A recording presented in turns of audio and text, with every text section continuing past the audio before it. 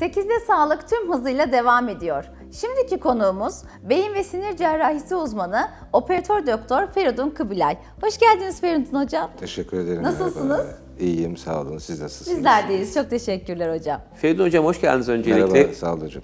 Ben de boyun fıtığı yaşayan bir hastanız olarak diyeyim artık. Evet. Boyun fıtığını biraz bize anlatır mısınız? Benim bu yaşadığım sıkıntıları bir de sizin insanda ağzınızdan vardır zaten hocam, değil mi? dinlemek istiyoruz. Doktorumuz ayağımıza geldi. Yani ne diyelim, Allah'tan mı diyelim vardır birçok insanda yoksa demeyelim. Bizim işimiz çünkü bu. Evet. Netice itibariyle. Bizim başımız biliyorsunuz yani minimum 10 kilo, Evet. 12 kilo bir şeydir. Ve en fazla oynayan kısım başımızdır. Evet. Evet diyorsunuz, bakın hayır diyorsunuz, oraya bakıyorsunuz, buraya bakıyorsunuz, devamlı çalıştırıyoruz. En hareketli netice bölge. itibariyle. Evet, en hareketli bölge ve ağır bir cisim var üstünde netice itibariyle. Dolayısıyla arada bir o amortisör görevi yapan o kıkırdaklar bozuluyorlar. Şimdi biliyorsunuz ilk her şey lastik gibidir. Lastiği de güneşe koyduğunuz zaman güneş vurduktan sonra o biraz kurur. Kuruduktan sonra onu koparabilirsiniz. Normalde lastiği çektiğiniz zaman kopmaz, uzar. Evet. Bıraktığınız zaman da yerine gelir. Evet. Ama o elastikliğini kaybeder eskidiği zaman, kaldığı zaman. Aynı proses buradadır. Yani eğer elastikliğini kaybetmese de olabilir ama o zaman travmatik olur. Travma sonrası olur. Yoksa normalde olmaz. Ama şimdi elastikliğini kaybettiği için ben hep bunu derim hastalara. Bazen biliyorsunuz yani hepimiz araba kullanmışız. Araba yandan yanak verir. Evet. Nereden patlasa patlayacak? Oradan patlayacak. Çünkü en zayıf yeri orası artık. Yanak verdiği için orası çok zayıftır. Oradan patlar. Bu da öyledir. Bazen böyle bir yanak verir. O yanak verdiği zaman bir hareketle, diş fırçalarken bile, illa ağır kaldıracaksınız bir şey yok. Efendim derken öyle kalabilirsiniz. Ayakkabı bağlarken öyle kalabilirsiniz. Onun için bazen her harekette bu fıtık oluşabiliyor. Ama bu bir gerçek. Bel gibi değil boyun fıtığı. Yukarıda ağırlık az olduğu için her zaman ilaçtan ve istirahatten daha iyi bir sonuç alırız. Yani illa ameliyat değil, ne kadar da büyük olursa olsun. Bel fıtığı daha biraz sıkıntılı. Boyun fıtığı daha istirahatten ve ilaçtan fayda görebilir. Boyunluk veriyoruz mesela. Çünkü ne oluyor? Kolumuz kırıldığı zaman ne yapıyorsunuz? Alçıya alıyorsunuz. Evet. Asıyorsunuz. Aslında bir dinlendirme hocam. Dinlendirmedir. Asıyorsunuz. Bel fıtığında da diyoruz mesela ne yapın? Yatın diyoruz. İstirahat edin. Beli nasıl asacağız? Yatarak asacağız. Evet. Oturunca veya kalkınca, hele oturunca daha fazla yük biniyor bele. Yani biz hastalara mesela ameliyattan sonra deriz ki oturma mümkün olduğu kadar birkaç gün. Ayakta gezebilirsin ya yatabilirsin. Boyuna da kolar veriyoruz. İşte bu ağırlığı omuzlarımıza taşısın bu boyundan. Bir de hareketleri kısıtlasın ki fazla öne, arkaya, yana falan yapmayalım. Ve çok çabuk alarm verir boyun fıtığı. Kol ağrır, sağ kol ağrır, sol kol ağrır falan. Antiinflamatuarla bazı onun suyunu almak için kullanılan ilaçlarla bazı jimnastik hareketleri düzelir. Ancak bunun tehlikelisi o zamandır ki ya sağdan ya soldan olmayıp ortadan büyük bir fıtık olup omuriliğe bastığı zaman o zaman çok işler değişiyor. O zaman sinir köküne basmıyor. O zaman omuriliğin kendisine basıyor. Belirtisi az olur. Alarm azdır. Kolu ağrımıyor. Onun için doktora geç gidiyor. Şimdi bizim ağrıdığımız zaman vücudumuzu bir alarm veriyor. Diyor ki bak bana. Bir hasar var bende, bir şey var bende. Evet. Ama onu da vermediği için az gidiyor doktora. Ve ben hep bunu derim, yatak yarası yataktır, yumuşacık bir yerdir. Ama fazla yattığınız zaman ki oluyor biliyorsunuz, sizin işiniz ne kadar onları deberitmanı yapıyorsunuz, cerrahi yapıyorsunuz. Tabii. Sürte sürte bakıyorsunuz kemik görünüyor. Görmüşsünüz. Tabii. Ya bir su damlaya damlaya bakıyorsunuz taşı oymuş. Evet. Normalde taşı oyar mı su? Oymaz. Bir kamyon su boşaltın buraya oymaz. Ama bir kamyon suyu bırakın damla damla damlasın bu taşı oyacak. Tabii. Evet. Ortada olduğu zaman bizim her hareketimizle ona mikro travma diyoruz. Yavaş yavaş dokuna omuriliğe yaralama yapıyor. Yani omuriliği kanatıyor öyle söyleyeyim. Yani yatak yarası gibi. Evet. O zaman bakıyorsun ki hasta ellerinden daha fazla ayaklarında problem çıkıyor. Yürüyemiyor, ayağı atıyor, kramp giriyor. Daha sonra kollarda. O çok acildir ameliyat. Bizde ameliyatta ben bunu hep üstüne basa basa söylerim. Biz yeniden insan yaratmıyoruz. Oradaki basıyı alıyoruz. Omuriliğe dokunamıyoruz. Ne kadar önce o basıyı alırsak o kadar fazla ameliyattan yarar görecek. Ama süreç uzayacak, vardır. Çünkü omurilik yaralanmış. Boyun fıtığı ameliyat et, tık akşam evine git. 3 gün sonra eğer ne bileyim ben bakkalsa gitsin dükkanını açsın. Eğer elle çalışmayacaksa, vücutta çalışmayacaksa gitsin dükkanını açsın. Ama fıtığa bağlı omurilik yaralanmasında çok uzun bir süreç ve ne kadar geç gelirse hasta, ben hep bunu derim, sahilden ne kadar uzaklaşırsanız denize doğru yüzerek dönmeniz o kadar uzun sürecek. Tabii. İlk teşhis çok önemli diyorsunuz Çok hocam. önemli ve bu özellikle omurilikte leke olduğu zaman o çok acildir onun ameliyatı. Yani ve o önleyici ameliyattır. Artık geriye ne kadar dönecek onu da bilmiyoruz. Ha? Anladım. Biz diyoruz ki biz bu ameliyatı yapıyoruz. Bundan daha kötü olmayasınız diye. Evet. Ki hastalar hepsi kabul ediyor ama sonra biliyorsunuz gelip diyor ki ben niye düzelmedim ya diyoruz. Biz yaptık ki siz daha kötü olmayasınız. Buna çok uzun zaman, bazen 1,5-2 sene gerekiyor ta eskisine dönsün ama yine de bir hasarlar bırakıyor. Uyuşmalar falanlar bilmem neler falan. Peki hocam hidrosefali nedir? Hidrosefali, hidro biliyorsunuz su, sefal da kafa, kafada su olmaz. Şimdi bizim beynimiz öyle bir yaratılmış ki suyun içindedir. Suyun içinde yüzen bir maddedir.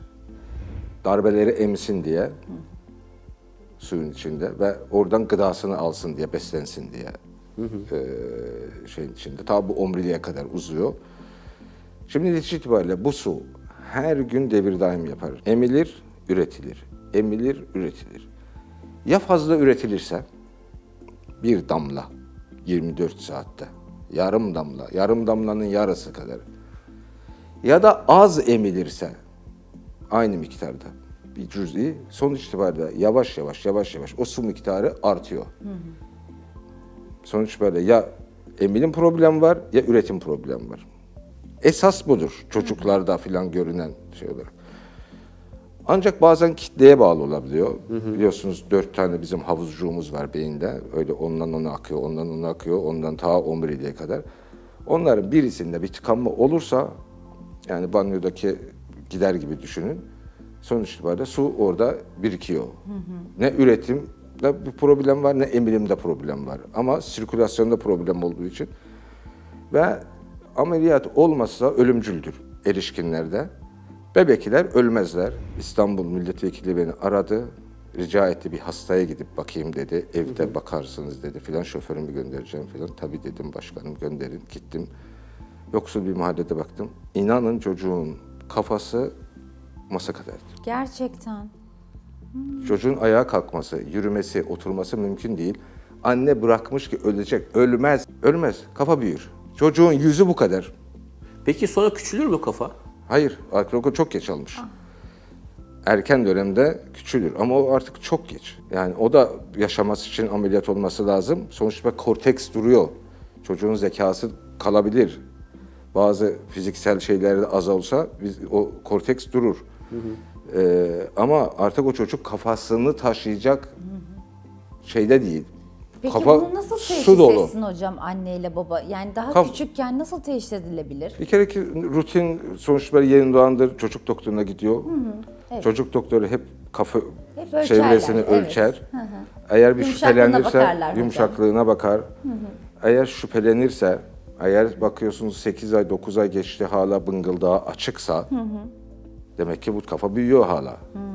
Evet, Şey doğru olarak. söylüyorsun. Onlar zaten en büyük uyarıcı şeydi, uyarıyorlar da. Ama bazı aileler yani diyorlar ki biz ameliyat olmayız işte bu Allah'tan verilmişse böyle devam edecek. Ama inanın sebet büyüklüğündeydi o şey kafası o çocuğun artık iş işten geçmişti. Tabii çok çeşitleri var. Bazıları bazen bizim Buna pseudo tümör serebri diyoruz.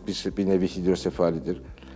Göz sinirinin kılıfının arasında su birikiyor. O zaman göz sinirlerine baskı yapıyor. Bakıyorsunuz ki hastanın bir şeyi yok ama görme problemi çıkıyor. Çok basit bir ameliyatla, hatta belinden su alsanız bile birkaç sefer tamamen düzelecektir. Teşhisi biraz zor çünkü hiçbir şey yok. Genetik midir hocam? Genetiklik var mıdır? Sanmıyorum, duymadım ben öyle bir Peki genetik çarpma şey ya da olsun. bir darbeye karşı mı bir şekilde bu büyür? Yani çocukluklarda erken doğum, çocukluk, yeni doğandaki enfeksiyonlar, bunlar en önemli şeylerdir. Doğuşta ufak bir kanamalar, menenjit geçirmesi, zatürre olması, erken doğması, bunların hepsi şeydir. Tabii ki çarpmanın da çok etkisi vardır ama genelde yeni doğandaki sebepleri böyle şeylerdir. Büyük insanlarda da emilim bozuluyor. Emilim bozulduktan sonra buna normal adını koymuşlar. Mesela normal basınçlı hidrosefali. Yani basıncı normaldir. Normal basınçlı hidrosefali ama o hücrelere bastığı için bunun biz hep deriz 3 ayağı olur. Birisi unutkanlık olur. Yürüme problemi olur. Küçük adımlarla yürür. Aynı Parkinson gibi küçük adımlarla. Ve en önemlisi idrar kaçırır. Çünkü bu frontal, bu beynimizin ön kısmı biliyorsunuz bizim bu davranışlarımızı idare eden bölümdür. Orası etkilendiği için ameliyattan da kıyamet fayda görürler. Çok basit, çok kısa, çok küçük bir ameliyattan neredeyse normal olurlar. Yürümesi düzelir, unutkanlığı düzelir, idrar kaçırması düzelir. Anladım. Peki hocam bir de omurilik tümörlerinden bahsetmenizi rica edeceğiz. Omurilik tümörü nasıl tedavi edilir? Omurilik tümörü biliyorsunuz bu bizim belimizin omurilik şimdi beyincikten başlayıp ta kuyruk sokumuna kadar omuriliktir. Evet. Şimdi bunlar 3-4 şimdi burada anlatması çok uzun bir şey. Kısaca anlatsam bunlar şimdi bizim omuriliğin üstünde bir kılıf var. Evet. Kılıfın üstündeyse çok basit. Kılıfın altındaysa yarı basit. Omuriliğin içindeyse çok zor. Artı yeri çok önemli. Şimdi bel kısmındaysa çünkü sinirler var orada. Orada problem çok fazla yaşanmıyor, çıkıyor ama o sırt bölgesinden yukarısındaysa orası direkt omurilikle temasımız olduğu için ameliyatlar bayağı zor geçer. En zor bölgesi de bu omuriliğin bitip o kavda Evet. sinir bölgesinde omuriliğin bitip sinirlerin başladığı yer. Yani bu benim omurilik düşünün. Buradan geliyor. Burada sinirler başlıyor artık bacağa giden. Tam bu birleşkede olan tümörler ne sinirdedir ne omuriliktedir. Böyle bir birleşkededir. Bunların ameliyatı çok sıkıntılı ve maalesef çok hastada istenmeyen yan etkiler bırakıyor. Yani yüz güldürücü olamıyor maalesef. Yüz güldürücü olamıyor, evet. Hem ameliyatı zor, bölge itibariyle hem de ki sinirlere çok hasar verdiği için Sekelsiz bir sonuç alınamıyor. Sekel %100 kalır. Yani ama şanslıysa doktor ve hasta en azından idrar ve gayta kaçırma olayı olmadan ufak tefek uyuşukluklarla, güçsüzlüklerle filan fizyoterapiyle düzelecek sekeller kalır. Ama bazen de öyle bir retansiyon kalıyor. Onunla baş etmek biraz çok zor. Yani bir doktorun en korktuğu rüyası oradaki tümörlü bir hastayla cebelleşmesi, öyle söyleyeyim. Peki hocam beyindeki tümörler nasıl tedavi ediliyor? Yani omurilik oldukça zor dediniz. Beyin de zor mu o kadar? Bölgesel olarak bunu konuşmak lazım. Yani çok zor bölgeleri var. Hiç kimse ulaşamıyor. Hiç kimse ulaşamıyor. Şimdi Gamma Knife falan çıktı, bilmem ne falan, onlarla idare ediliyor. Çok kolay bölgeler var ki biz asistanlığımızda hocalarımız oradan en basit bölgede olan yüzeyel olması, sessiz bölgede olması, iyi huylu olması. Çünkü iyi huylusu da var mesela, biliyorsunuz meningiyomdur. Olsun portakal büyüklüğünde. Ameliyat ediyorsunuz, hiçbir şey değil. Ufacıktır, glioblastomdur. Ameliyat edersiniz. 8 aydan sonra sizin çıkardığınızın 3 katı orada yeni tümör oluyor. Genelde derin yerleşimli ve bizim MR'dan teşhis ettiğimiz eğer kötü huylu olduğuna çok kanaat getirsek onlardan histotaktik biyopsi alınıyor. İşte kafaya bir alet yerleştiriliyor. MR veya tomografi eşliğinde doğru bir iğneden bir nokta atışıyla oradan bir biyopsi alınıyor. Ondan sonra direkt çünkü sonuçta bir tedavi görmesi lazım. Onkolojiye gönderdiğiniz zaman diyor ben bunun nesini tedavi edeyim? Adını koymak lazım. Ona göre kaç rad ışın verecek, kemoterapi alacak mı, almayacak mı? Adını koymak amacıyla genelde biyopsi yaparız oradan. Aslında derin erken yerleşimle. teşhisin en önemini anlatıyorsunuz hocam burada. Erken teşhis biraz da şans olacak. Yani bakıyorsunuz bazı hastalar nöbet geçiriyor geliyor. Bakıyorsun ufacık tümörü var anlıyorsun. Bazısı nöbet geçirmiyor. O tümör büyüyor, büyüyor, büyüyor. Büyüdüğü zaman geliyor. Hiç de sessiz bölgede hiç de bir belirti vermemiştir. Biraz hastanın şansına bağlıdır. Çok değerli bilgiler verdiniz bugün bize. Çok teşekkür ederiz gerçekten. Ben teşekkür Ağzınıza ederim. sağlık hocam. Sağ olun. Bugün bizlerle beyin ve sinir cerrahisi uzmanı operatör doktor Feridun Kubilay beraberdi ve bize beyin tümörleri, omurilik tümörleri hakkında çok geniş bilgiler verdi. Ve 8'de sağlık tüm hızıyla devam ediyor.